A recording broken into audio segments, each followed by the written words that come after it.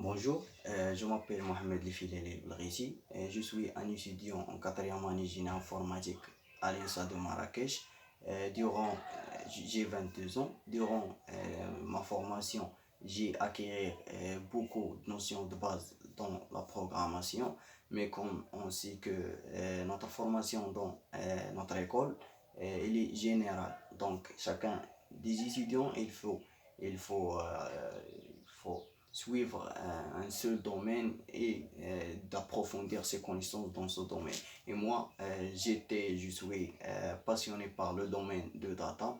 C'est pour cela que j'ai fait une auto-formation pour acquérir et approfondir mes connaissances dans le domaine de data science et l'intelligence artificielle. Et dans ce sens, j'ai appris un certificat de Coursera sur le titre de l'apprentissage supervisé, dans laquelle j'ai appris comment les algorithmes de machine learning fonctionnent et comment ils peuvent prédire, par exemple, les sorties d'un système, par exemple, comment prédire, par exemple, le prix de Bitcoin d'ici l'année prochaine, comment un chiffre d'affaires d'une autre entreprise d'ici, par exemple, 2030. Parmi mes dernières réalisations avec un ami, on a réalisé un projet de prédiction de Bitcoin,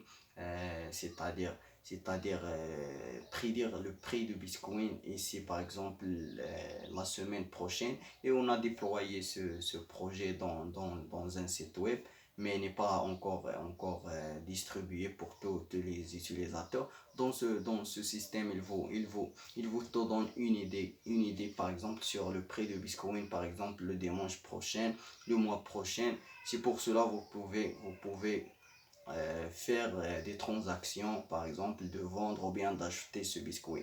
Et aussi parmi mes réalisations courantes, c'est-à-dire dans le projet de fin de semestre, moi et mon collègue aussi, on a réalisé un projet de de prédiction des sentiments. Par exemple, d'après un texte, on peut prédire si l'écrivain de ce texte, de ce commentaire,